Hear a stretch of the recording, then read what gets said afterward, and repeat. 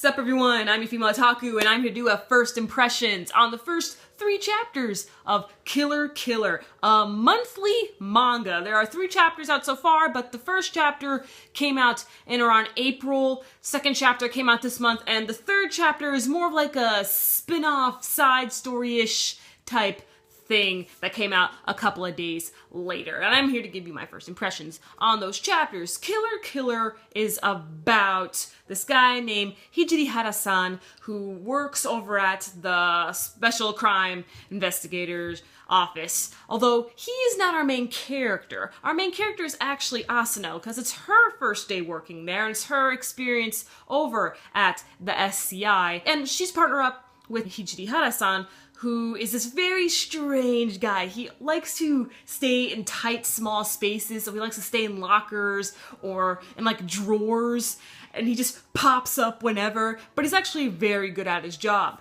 However, he has a secret. He's very good at his job because he knows how the mind of a killer thinks, for he is a killer himself. He goes by the alias Killer Killer, killing murderers. Basically, people call it the Dexter of anime, although I haven't seen Dexter. My Emoto has, though. There are a couple of things that I find very interesting about this manga, but I also have quite a few things that make me question the manga. Things that I dislike about it is the comedy.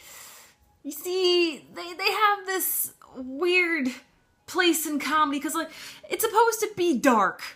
It's supposed to be dark. It's about a murderer who kills other murderers. But yet we have this comedy that takes up the majority of the manga, and then when it's finally time to confront the murderer for their bad deeds, and when we see, all the gore and everything that the murderer has done, and then when we have Hijirihara who kills off the murderers and stuff, it's just, the comedy is so out of place. I really like it when the manga gets dark, and it gets a little psychological, kind of, when it comes to the psyche of Hijirihara, because Hijirihara wants to be the best mass murderer ever. Another problem that I have is with our main character, Asano, because she is not interesting at all. I find her rather irritating, although I know why she's there. It's so that she gets to question things. She's supposed to be like us. She's supposed to ask the questions to help us learn more about the other characters. Like, she'll be all like, so,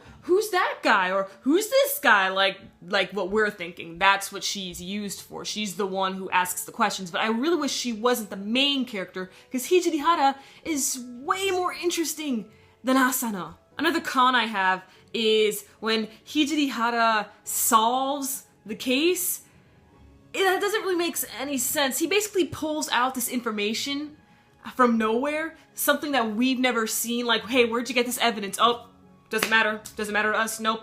If Hijirihara says that it's right, then that's what happened. We don't need evidence, nope. What he says is right, that's it.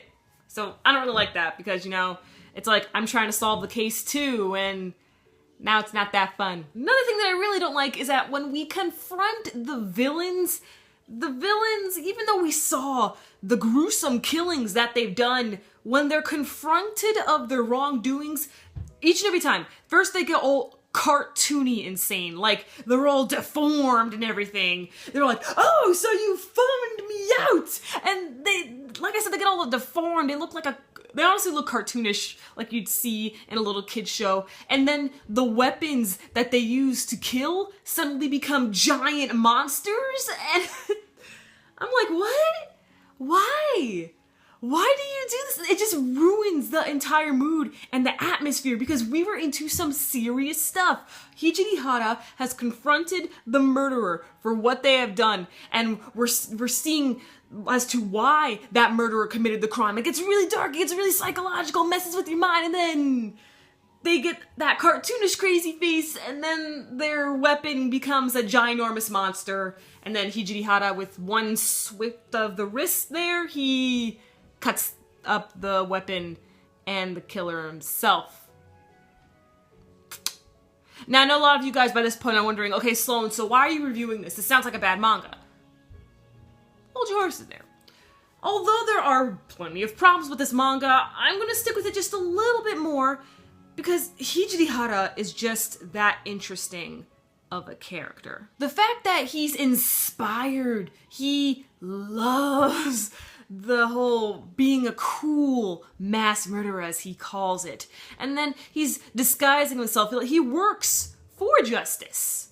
That's the strange thing. He works over at the Special Crime Investigators, is one of the best over there, and yet he goes out and kills. But he kills other murderers. Overall, I'm gonna stick with this manga for a little bit more because I am a sucker for gore and psychological. And Hijiri Hara's